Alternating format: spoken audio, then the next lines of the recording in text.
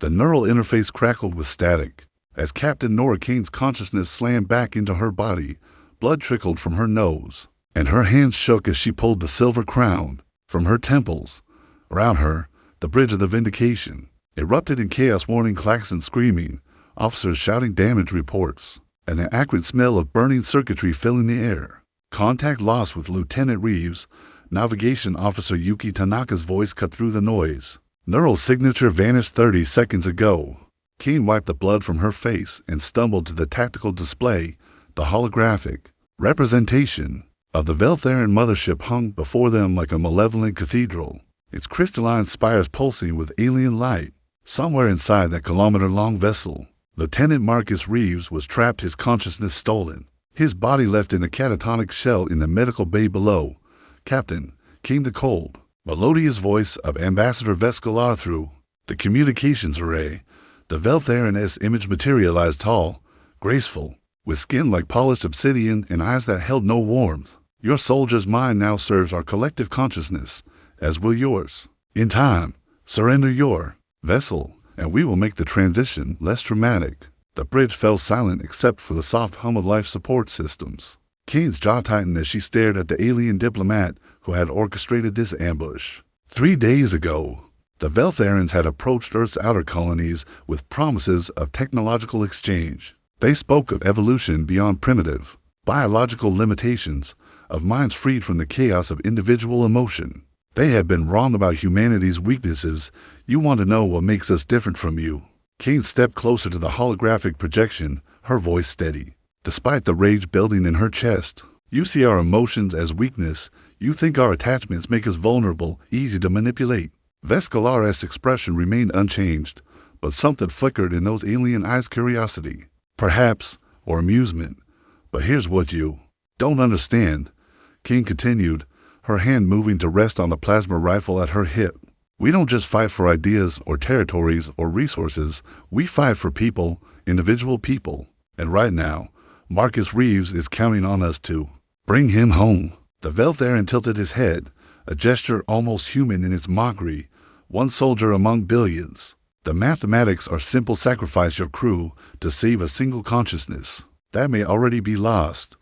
This is precisely the emotional irrationality that dooms your species. Kane smiled, and it was not a pleasant expression. You're about to find out just how irrational we can be. She cut the transmission and turned to her crew, 43 souls aboard the Vindication. Facing a mothership that could house 10,000 Veltherans, the smart play was to retreat, report back to Earth Command, and let the admirals decide whether one lieutenant was worth starting an interstellar war. But Marcus Reeves had a daughter waiting for him on Europa. He had a wife who still wore her wedding ring after 8 years of marriage. He had friends on this ship who had shared meals and stories and quiet moments between the stars. The Veltherans were right about one thing: humans were emotional creatures, but they had underestimated what that truly meant. All hands, this is the captain, Kane announced over the ship's communication system. We're going to get Marcus back. I won't lie to you, the odds are terrible, and some of us probably won't make it home, but we leave no one behind. Not ever. She paused, looking at each face on the bridge. Tanaka's determined nod, Chief Engineer Kowalski's grim smile, Weapons Officer Patel's white-knuckle grip on his console. Prep the boarding shuttles, load every weapon we have, and someone get me aligned to Admiral Hendricks at Fleet Command. Kane's eyes never left the Veltheran mothership. It's time these emotionless bastards learned what happens when you take one of ours. The Vindication's engines roared to life, pushing the destroyer toward the Veltheran mothership at maximum burn. In the shuttle bay, 22 volunteers, suited up in assault gear, their faces reflecting the harsh overhead lights. Each one had volunteered for what Command would later classify as a suicide mission. Kane sealed her helmet and ran final checks on her neural interface. Crowned the same technology that had allowed Reeves to infiltrate the alien ship before his capture. The irony wasn't lost on her. Using Veltheran-derived tech to rescue someone from the Veltherans themselves. Approaching optimal range, Tanaka reported from the bridge. Enemy vessel is powering weapons. The first salvo came, without warning, streams of coherent energy that carved through space like silver lightning. The Vindication shuddered under the impact, her shields flaring brilliant blue before failing entirely. Return fire from the destroyer's particle beams struck the mothership's hull. But the massive vessel barely registered the damage, launching shuttles. Chief Kowalski's voice crackled through the calm. All birds away. 3 assault shuttles screamed from the Vindication's belly, their pilots weaving through the crossfire as the 2 ships exchanged devastating volleys. Behind them, the destroyer's hull buckled under another energy blast, atmosphere venting. From a dozen breaches, Shuttle 2, piloted by Sergeant Yolanda Vega, took a direct hit. The small craft disintegrated in a ball of superheated plasma, taking 6 Marines with it. Kane watched the explosion through her shuttle's viewport and felt something cold settle in her chest, the first payment in what would be a costly transaction. Penetrating enemy hull, reported Lieutenant Commander Riley from Shuttle 1. His voice was steady, professional, but Kane could hear the tension underneath. Multiple contact points detected. They're waiting for us. The remaining shuttles punched through the Veltharan ship's outer hull using shape charges, their armored forms disappearing into the crystalline corridors beyond. Inside, the atmosphere was thick and humid, tasting of ozone and something that made human skin crawl with instinctive revulsion. Kane's team moved through passages that seemed grown rather than built, their surfaces organic and pulsing with bioluminescent veins. The artificial gravity felt wrong to light, making each step a conscious effort to maintain balance. Contact front. Corporal Elena Vasquez opened fire with her pulse rifle, the energy bolts illuminating the corridor in strobing blue light. The Veltharan warrior that emerged from the shadows was nothing like the elegant Ambassador Vescalar. This one was built for war, its obsidian skin scarred with ritual markings, its forearms ending in razor-sharp claws. The creature moved with inhuman speed, covering 20 meters in a single bound. Vasquez's shot struck center mass, but the alien kept coming, ichor streaming from its wounds. It slammed into Private Beck with bone-crushing force, its claws punching through his armor like paper. Beck screamed a sound that cut through the tactical chatter and reminded everyone that they were fighting for more than just military objectives. Kane put 3 rounds into the creature's head, finally dropping it, but Beck was already gone, his blood mixing with alien ichor on the deck. "This is Riley," came the transmission from the other team. "We found the neural processing center. Heavy resistance. I count at least 30 hostiles. We're going to need." The transmission cut to static. On Kane's tactical display, 15 life-size from Riley's team with dark in rapid succession. "They're boxing us in," muttered Vasquez, checking her ammunition counter. This was a trap from the beginning. Kane knelt beside Beck's body, her hands shaking as she closed his eyes.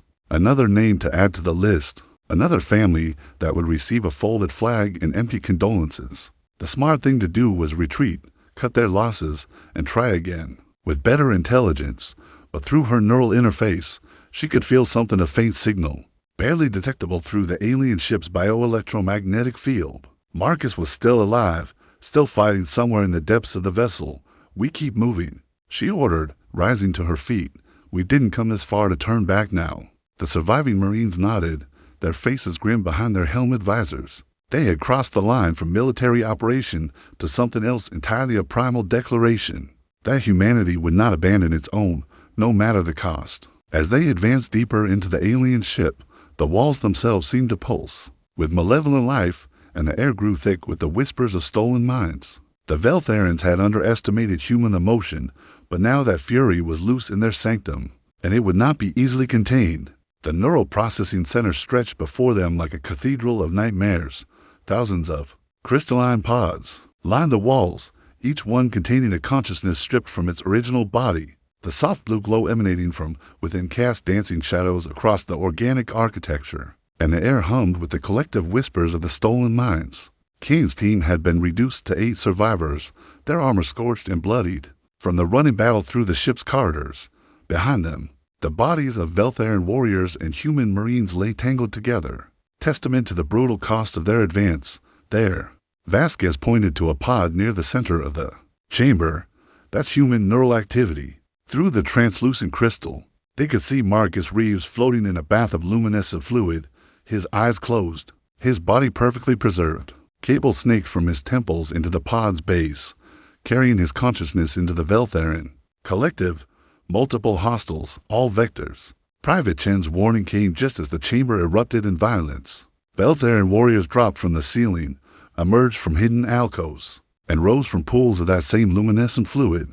These weren't just soldiers, they were something else. Their movements too coordinated, too precise, they're networked. Kane realized as she emptied her rifle into the approaching horde. They're sharing consciousness, reacting as one organism. The battle became a desperate dance of survival. Marine Kowalski went down first, overwhelmed by 3 warriors, who moved in perfect synchronization.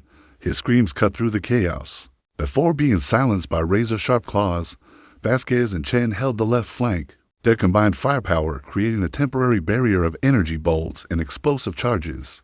But for every Veltharan they dropped, 2 more took its place. The alien warriors seemed to feel no pain, no fear. Death was simply a temporary inconvenience to a collective consciousness.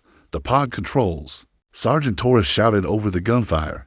If we can't get him out, we'll have to take the whole system down. It was a desperate gambit. Destroying the neural network might free the trapped consciousness, or it might kill everyone connected to it. But as another Marine fell to the alien onslaught, the choice became clear. Kane fought her way toward the central console, her neural interface crown sparking as she tried to connect with the alien systems. The mental contact was like grabbing a live wire. Alien thoughts flooded her mind, cold and calculating, devoid of the warmth that defined human consciousness. You are dying for nothing, came the voice of Vescalar, speaking directly into her thoughts. One soldier among billions. Your sacrifice changes nothing. You're wrong, Kane snarled, her fingers dancing across the crystalline controls.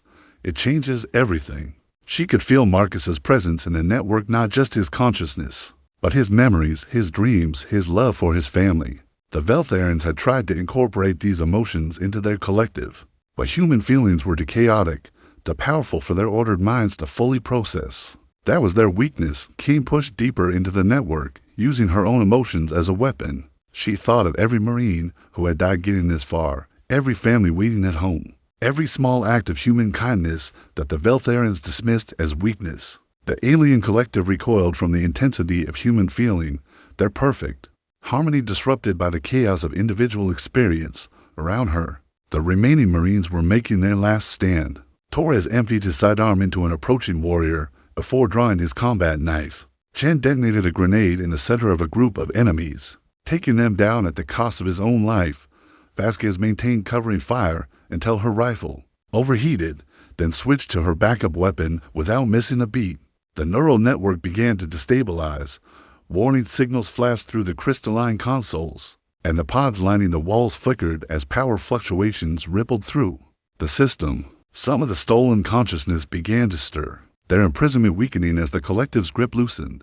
I can feel him, Kane whispered, her connection to Marcus growing stronger. He's fighting back, but the effort was killing her. Blood streamed from her nose, and her vision blurred as the alien technology overloaded her human neural pathways. The crown fused to her temples sparked and smoked, its circuits pushed far beyond their design limits. In the chamber around her, the battle raged on. The surviving Marines had formed a tight circle around her position, their ammunition running low, their armor cracked and failing. But they held the line, buying precious seconds with their lives. The neural network convulsed, and for a moment, Kane felt the collective consciousness of the Veltharans, cold, logical, utterly convinced of their superiority. But now there was something else in that perfect order. Fear. They were afraid of the chaos that human emotion brought to their structured minds. They had taken one human soldier and expected the others to write him off as an acceptable loss. Instead, they had brought a war to their doorstep, and that war was being fought with the most dangerous weapon in the human arsenal, the willingness to die for someone else. The Vindication shuddered under another barrage from the Veltharan mothership. Her hull breached in a dozen places. On the bridge, the surviving crew fought to keep their ship operational while their captain risked everything in the alien vessel's heart. Hull integrity at 20%, reported acting Captain Tanaka, her voice steady despite the chaos around her. Primary power down to 30%. We can't take much more of this. Through the main viewer, she watched as other human vessels began to arrive. The destroyer Retribution, the heavy cruiser New Yamato, and a dozen smaller ships that had broken from their patrol routes to answer the Vindication's distress call. It should have been a relief, but Tanaka knew the truth. They were all flying into a trap. The Veltharan mothership had revealed its true nature. What had appeared to be a diplomatic vessel was actually a mobile command center, its crystalline hull unfolding like a deadly flower to reveal weapons platforms and fire bays. Smaller Veltharian ships poured from hidden compartments, their sleek forms moving with predatory grace. All vessels. This is Admiral Hendricks aboard the New Yamato, came the transmission. We're moving to support the Vindication. All ships. Weapons free. The space around the alien mothership erupted in violence. Human particle beams and missile salvos met Veltharian energy weapons in brilliant displays of destruction. The Retribution scored first blood, her heavy guns punching through a Veltharian frigate shields and reducing it to expanding plasma. But the aliens adapted quickly. Their ships moved in perfect coordination, their pilots sharing consciousness through their neural network. What should have been chaotic became a ballet of death, with human vessels finding themselves outmaneuvered and outgunned. The cruiser Aurora broke apart under concentrated fire. Her crew of 300 lost in seconds. The destroyer Defiant managed to ram a Veltharian battleship, taking both vessels down in a mutual annihilation that lit up the darkness of space. Inside the mothership, Kane felt the battle raging above through her connection to the alien network. Each human death sent ripples through the collective consciousness. As she could sense the Veltharians' growing confusion, they had expected a limited engagement, not this escalating conflict. Marcus, she whispered, her voice barely audible over the sound of gunfire. I can feel you. Fight back. The pod containing Lieutenant Reeves began to glow brighter, its crystalline surface cracking as the consciousness within struggled against its bonds. Around the chamber, other pods began to fail as well, not just human captives, but beings from a dozen different species that the Veltharians had liberated from their biological limitations. Vasquez, the last of Kane's team still standing, emptied her final magazine into an approaching warrior. Captain, whatever you're doing, do it faster. We're about to be overrun. The Veltharian forces had regrouped, their numbers seemingly endless. Wave after wave of warriors poured into the chamber, their collective mind adapting to human tactics with terrifying efficiency. But something else was happening. The stolen consciousness in the pods were beginning to resist, their individual thoughts creating chaos in the neural network. Ambassador Vescalar materialized in the chamber, his elegant form seeming to glide above the carnage. But now his composure was cracking, his perfect features twisted with something that might have been anger or fear. You do not understand what you are destroying, he said, his voice carrying across the chamber despite the battle raging around them. These consciousnesses will be lost forever without the collective to sustain them. Kane looked up from the console, her face pale, but determined. Then maybe it's time they chose for themselves. She triggered the final sequence, and the neural network began to collapse. The pods lining the walls burst open, releasing their captives into the chamber. Most were too weak to move, but a few, including Marcus Reeves, stumbled to their feet, their eyes wild with confusion and rage. Elena, get them out of here, Kane shouted to Vasquez. I need to finish this. The sergeant grabbed Marcus and the other freed prisoners, half carrying them toward the chamber's exit. Behind them, the released consciousness began to turn on their former captors, driven by memories of their stolen lives and the fury of their imprisonment. The chamber became a three-way battle: human marines, Veltharian warriors, and the freed prisoners fighting with desperate intensity. Bodies fell on all sides, the deck slick with blood and alien ichor. The very walls began to crack as the mothership's biomechanical systems failed, and the artificial gravity fluctuated wildly. Vescalar approached Kane's position, his forearms spread wide in a gesture that might have been supplication or threat. You have doomed us all, he said. Without the collective, we are nothing. Chaos will consume us. Kane met his gaze, her neural crown sparking and smoking as she maintained her connection to the failing network. Then maybe it's time you learned to live with chaos. We've been managing it for millennia. With a final surge of will, she severed the connections holding the remaining consciousness in the network. The backlash hit her like a physical blow, sending her sprawling across the deck. Around her, the chamber erupted in brilliant light as the neural processing center finally died. In the space above, the battle had turned. With their collective consciousness disrupted, the Veltharian ships began to move independently, their perfect coordination shattered. Human vessels pressed their advantage, their crews fighting with the desperate fury of people who had lost too much to accept defeat. The war had begun, and both sides would pay the price in blood. The space around the Veltharian mothership had become a graveyard of twisted metal and burning plasma. Admiral Hendricks watched from the bridge of the New Yamato as another human destroyer, the Fierce, came apart under concentrated alien fire. 200 more souls lost to the void. Their sacrifice adding to the mounting cost of rescuing a single lieutenant. Admiral, the Vindication is requesting immediate extraction, reported Communications Officer Park. Captain Kane's team has secured the prisoners, but the mothership is beginning to destabilize. Through the tactical display, Hendricks could see the alien vessel's biomechanical hull rippling with internal explosions. Whatever Kane had done inside had triggered a cascade failure, but the ship was still operational enough to keep fighting. Its main guns continued to pour fire into the human fleet, each shot capable of crippling a frigate or destroyer. All ships, form up on the new Yamato. Hendricks ordered, "We're going to ram that thing if we have to." The remaining human vessels, 12 ships from the original 23, moved into attack formation. The heavy cruiser Stalwart had lost half her port weapons array, but kept firing with her remaining guns. The destroyer Revenge vented atmosphere from a dozen breaches, but stayed in the fight, her crew sealing off damaged sections with emergency bulkheads. Captain Sarah Kim of the Stalwart opened a channel to the fleet. "This is Kim. My ship's taken too much damage to maintain formation. We're going to make a run at their main guns."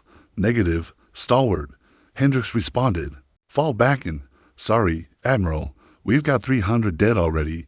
Time to make it count." The Stalwart broke formation and charged directly at the mothership, her remaining weapons blazing.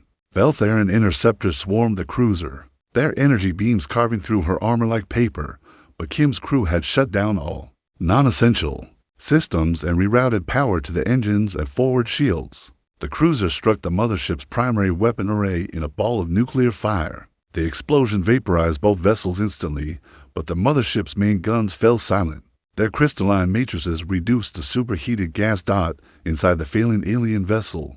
Kane's team fought their way through corridors filled with smoke and sparking debris. The freed prisoners moved slowly, their bodies weakened by their imprisonment, but their eyes burned with a fury that needed no translation. Among them, Marcus Reeves clutched a salvaged alien weapon, his face set in grim determination. "Move, move," Vasquez shouted, leading the group through a maze of twisted passages. Behind them, the sound of pursuit grew louder. Veltheran warriors still loyal to the collective, hunting the escaped prisoners with methodical precision. They reached the shuttle bay to find it in chaos. The docking area had been breached, its atmosphere bleeding out into space through rents in the hull. Their extraction shuttle lay on its side, crushed by falling debris. "Well, that's just perfect," muttered one of the freed aliens, a reptilian being whose scales had been marked with neural interface scars. "We escaped the mine prison only to die in a ship graveyard." Kane activated her emergency beacon, hoping the signal would reach the human fleet. Through the bay's shattered viewport, she could see the battle raging outside, human ships dancing with alien vessels in a deadly spiral, each exchange claiming more lives on both sides. A new voice came through her comm system. "This is Lieutenant Commander Torres of the Retribution. We've got your beacon, coming in for extraction. But it's going to be rough." The destroyer Retribution duffed toward the mothership, her hull scarred by energy weapons, but her engines still pushing her through the debris field. Behind her, 3 Veltheran fighters gave chase, their sleek forms weaving through the wreckage. With predatory grace, the Retribution's shuttle bay doors opened as the ship made its approach, but the pursuing fighters opened fire at the crucial moment. Energy beams struck the destroyer's port side, sending her into a spin that smashed her against the mothership's hull. Both ships scraped along each other in a shower of sparks and venting atmosphere. The Retribution's shuttle bay aligned with the mothership's breached docking area for perhaps 10 seconds, barely enough time for a desperate leap across the gap. "Go, go, go." Kane pushed the freed prisoners forward, watching as they jumped across the deadly void between ships. Some made it, catching the Retribution's deck plating and pulling themselves to safety. Others missed, their bodies lost to the vacuum of space. Don Marcus was the last to jump, his weakened state making a leap nearly impossible. He caught the edge of the Retribution's shuttle bay with his fingertips, dangling over the abyss as both ships continued their deadly dance. Vasquez grabbed his wrist and hauled him inside. Just as the ships separated, the mothership's hull ground against the Retribution's side one final time before the destroyer pulled away, her engines straining to escape the alien vessel's death throes. "Hull breach on decks 6 through 12, reported the Retribution's damage control officer. "We've lost life support in half the ship, and the fusion reactor is running at critical temperature. But they were alive, and they had their people back." Outside, The battle continued with undiminished fury. The Veltheran mothership, its biomechanical systems failing, began to turn on its own escorts. The collective consciousness that had once united the alien fleet was fragmenting, individual ship commanders making desperate decisions without coordination. Admiral Hendricks saw his chance. All ships, concentrate fire on the mothership, everything we've got. The remaining human vessels converged on the dying alien ship, their weapons pouring energy into its failing hull. The mothership's crystalline spires began to crack and shatter, releasing pulses of exotic energy that rippled through space. When the great ship finally died, its explosion lit up the darkness like a newborn star. The shockwave destroyed several nearby vessels on both sides, but the battle was over. The surviving Veltheran ships, their collective consciousness shattered, fled into the depths of space. Humanity had won, but the cost had been terrible. Of the 23 ships that had answered the Vindication's call, only 7 remain operational. Thousands of human lives had been lost, and the galaxy would never be the same. But in the Retribution's medical bay, Lieutenant Marcus Reeves opened his eyes and asked for his wife. 3 months after the Battle of the Crying Stars, as the media had dubbed humanity's first victory against the Veltheran collective, the war had spread across 17 star systems. What began as a rescue mission for one captured soldier had ignited a conflict that would reshape the galaxy. Admiral Hendricks stood on the bridge of the rebuilt Yamato, watching as the latest intelligence reports scrolled across his tactical display. The Veltherans had regrouped faster than anyone expected, their fractured collective consciousness reforming into smaller, more aggressive cells. Each cell operated independently, making them harder to predict, but also more dangerous. In their desperation, Admiral, Priority 1 transmission from Earth Command, reported his communications officer. Admiral Chen wants to speak with you privately. Hendricks nodded and stepped into his ready room, the door sealing behind him with a soft hiss. The holographic projector flickered to life, revealing the tired face of Admiral Lisa Chen, Supreme Commander of Earth's combined fleets. David, she said without preamble, I need you to know that some people are calling what happened at Crying Stars a mistake. They're saying we started a war over one soldier. And what do you think, Admiral? Chen was quiet for a moment, her eyes reflecting the weight of command. I think the Veltherans made a fundamental error in judgment. They thought they could take one of ours and we'd calculate the cost of getting him back. They didn't understand that mathematics don't apply when it comes to leaving people behind. The conversation was interrupted by an urgent alarm. Hendricks rushed back to the bridge to find his tactical officer, Commander Okafor, bent over his display with a grim expression. Admiral, we've got a problem. Long-range sensors are detecting a massive Veltheran fleet moving toward the Kepler 440 system. Intelligence estimates over 200 ships, including at least 12 of their biomechanical dreadnoughts. Hendricks felt his blood run cold. Kepler 440 was home to New Geneva, humanity's largest civilian colony outside the Sol system. 3 million people lived on that world, including many of the families of the soldiers who had fought at Crying Stars. How long until they reached the system? 36 hours at their current speed. Admiral, we can't match that kind of firepower. The entire Third Fleet only has 47 combat-ready vessels. The bridge fell silent as the implications sank in. This wasn't just another battle, it was the Veltherans' answer to humanity's defiance at Crying Stars.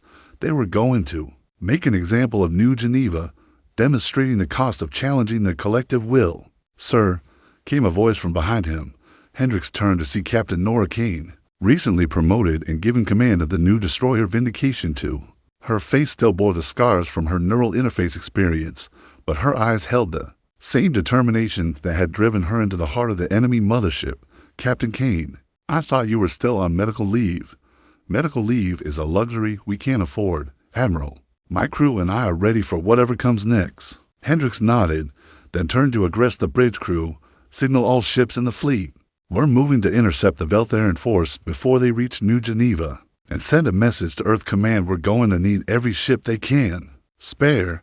The next 30 hours passed in a blur of preparation and positioning. The Third Fleet moved to establish a defensive perimeter around New Geneva, while civilian evacuation ships worked frantically to remove non-essential personnel from the planet's surface. But 3 million people couldn't be evacuated in a day, and everyone knew that most of the colonists would still be planet-side. When the battle began, Lieutenant Marcus Reeves, fully recovered from his ordeal, but forever changed by his experience. In the Veltharian collective, stood on the bridge of the Vindication 2 as the enemy fleet emerged from hyperspace. The sight took his breath away. Hundreds of alien vessels forming a perfect sphere around the human defensive formation, their crystalline hulls gleaming like deadly jewels against the stars. "They're not just here to destroy the colony," he said quietly to Captain Kane. "I could feel them through the neural scarring they left behind. They want to capture the entire population. Add 3 million human consciousness to their collective."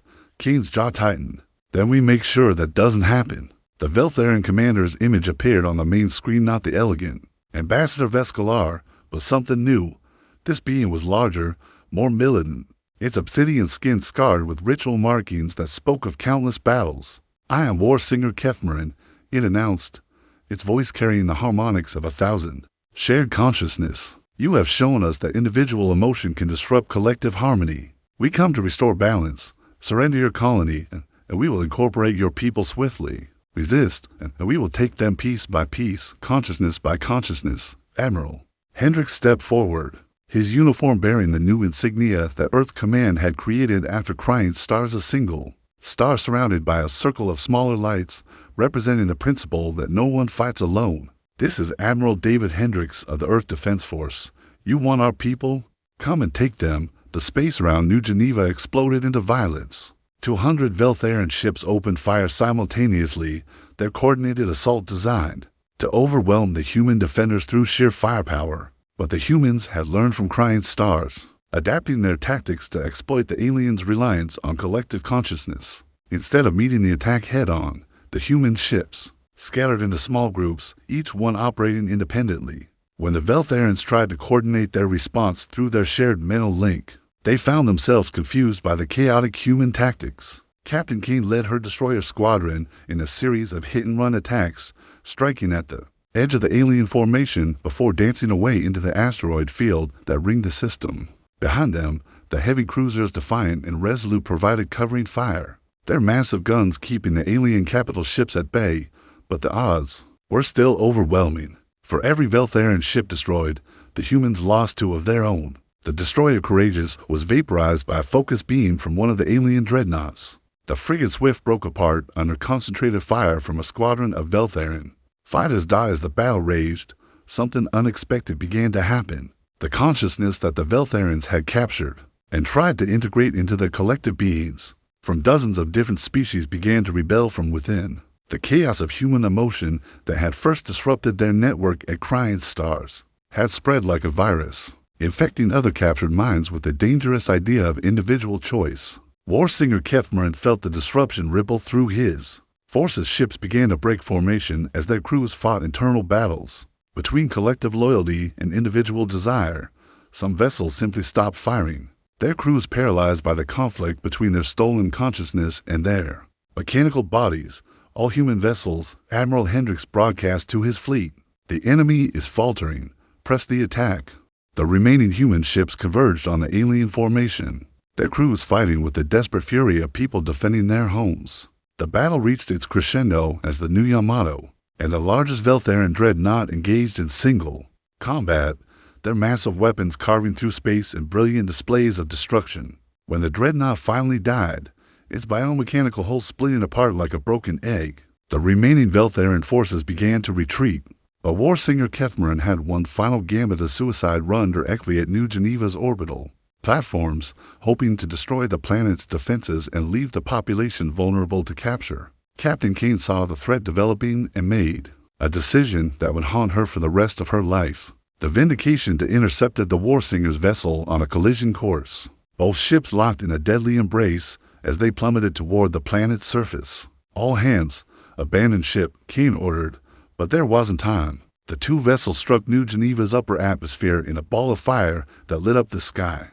For 1,000 kilometers in every direction, Lieutenant Reeves, blown clear in an escape pod moments before the collision, watched through his viewport as his captain and friend gave her life to save 3 million strangers. The explosion marked the end of the Battle of New Geneva, but it also marked the beginning of something else, the moment when humanity proved that their emotions weren't a weakness to be exploited, but a strength that could reshape the galaxy. The surviving Veltharian ships fled into hyperspace, their collective consciousness fractured beyond repair. Behind them, they left a human fleet bloodied but unbroken, and a colony world that would remember the price of freedom for generations to come. 5 years after the Battle of New Geneva, the galaxy had learned to fear human emotion. Ambassador Elena Vasquez, formerly Corporal Vasquez of the Vindication's boarding party, stood before the Galactic Council on the neutral world of Sanctuary Prime. Around her, representatives from 100 different species listened as she delivered humanity's final terms to the fractured remnants of the Veltharian collective. "The war ends today," she announced, her voice carrying across the vast chamber. "But not because we've exhausted our capacity for violence. It ends because we choose mercy over vengeance, hope over hatred." In the 5 years since Marcus Reeves had been taken from a routine patrol, the conflict had consumed entire star systems. The Veltharians, once proud in their collective superiority, had learned late that humanity's greatest strength wasn't their technology or their tactics. It was their willingness to sacrifice everything for a single individual. The war had cost both sides dearly. 17 human worlds bore the scars of Veltharian attacks, their populations reduced by the millions, but the aliens had paid an even steeper price. Their collective consciousness, once spanning thousands of worlds, had shattered into isolated fragments. Entire fleets had turned on each other as the virus of individual thought spread through their ranks. War singer Kethmarin's successor, a being that called itself Truth Seeker Velthos, approached the podium with movements that seemed uncertain, almost hesitant. The perfect grace that had once characterized Veltharian diplomacy was gone, replaced by something more recognizably human doubt. I acknowledge the terms," Velthos said, the pronoun change significant. For the first time in their species history, a Veltharian had spoken as an individual rather than as part of the collective. "The prisoners of war will be returned. The stolen consciousness will be released. We will withdraw to our core systems and learn to exist as separate beings." The chamber erupted in discussion as representatives from across the galaxy absorbed the implications. The Veltharian collective, once the most feared empire in known space, was dissolving itself rather than continue a war against humanity's emotional chaos. Later, in a private meeting room overlooking Sanctuary Prime's crystalline spires, Vasquez sat across from her old squad mate, now Admiral Marcus Reeves. The years had changed them both, her face bearing the lines of diplomatic stress, his marked by the weight of fleet command, but their eyes still held the fire that had driven them through the corridors of that first alien moss ship. "Did you ever think it would end like this?" Reeves asked, staring out at the alien cityscape. "When you were pulling me out of that neural pod, did you imagine we'd be here 5 years later, watching their entire civilization transform itself?" Vasquez smiled, the expression tinged with sadness for all the friends they lost along the way. "Honestly, I thought we'd all be dead within the hour. But that's the thing about humans, we're terrible at knowing when to quit. The price was so high," Reeves continued, his voice barely above a whisper. "Captain Kane, Torres, Chen, Kowalski, thousands of others, all for one captured lieutenant who might have been better off left behind. Don't." Vasquez's voice carried the authority of someone who had seen too much death to tolerate survivor's guilt. "Don't you dare dishonor their sacrifice by suggesting it was wasted. Every person who died in this war died defending a principle that individual lives matter, that we don't abandon our own, that emotion and attachment aren't weaknesses to be discarded." She stood and moved to the window, her reflection ghost-like against the alien skyline. "The Veltharians called us primitive, emotional, chaotic. They thought those traits would make us easy to conquer. Instead, those same traits brought down the most powerful empire in the galaxy." Reeves joined her at the window. "And now we rebuild. The Veltharians will learn to live as individuals, and maybe they'll discover what we've always known, that the chaos of separate minds working together is more powerful than the harmony of consciousness forced into unity."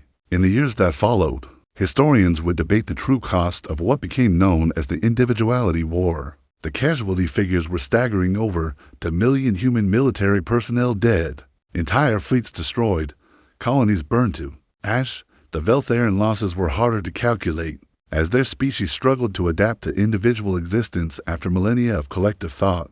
But the war's impact extended far beyond the battlefield. Across the galaxy, species that had been conquered and absorbed by the Veltharian collective began to reclaim their stolen identity. The neural pods that had once imprisoned billions of consciousness became memorials to the power of individual choice on Earth.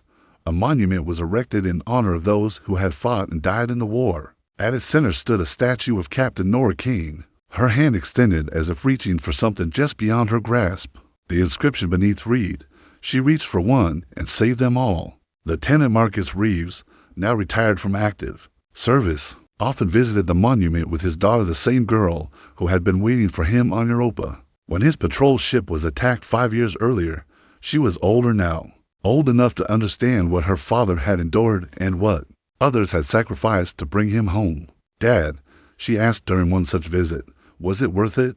All those people dying just to save you?" Reeves knelt beside her, his hand resting on the monument's base.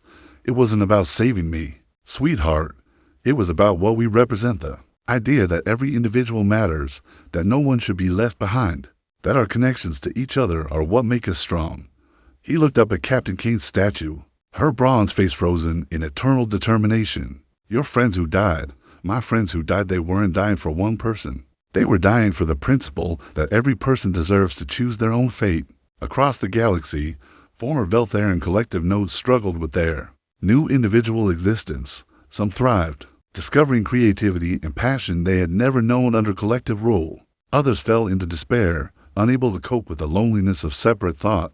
But slowly, gradually, they began to understand what humanity had always known, that the pain of individual existence was balanced by its joys, that the chaos of separate minds could create beauty as well as conflict, and that the bonds formed between individuals were stronger than any collective consciousness could ever be. The war that began with the capture of one human soldier had ended with the liberation of an entire galaxy. And in the end, the Veltharians' original assessment had been correct. Humans were indeed too emotional, too attached, too willing to sacrifice everything for the sake of others. They simply hadn't understood that these weren't weaknesses to be exploited, but strengths that could reshape the universe itself. In the final analysis, humanity had won not despite their emotions, but because of them. They had proven that the bonds between individuals, love, loyalty, friendship, duty, were forces powerful enough to bring down empires and free entire species from bondage. The galaxy would never be the same, and perhaps that was exactly as it should be. The war was over. The individual had triumphed over the collective, and somewhere in the vast expanse of space, new alliances were forming, not based on the cold logic of superior beings, but on the chaotic, beautiful, impossibly strong connections that bound separate souls together in common cause. Humanity had taught the galaxy a simple truth: emotions weren't a bug in the system of consciousness. They were the feature that made existence worth living, and they were willing to fight, die, and sacrifice everything to defend that truth. The stars themselves seemed brighter for it.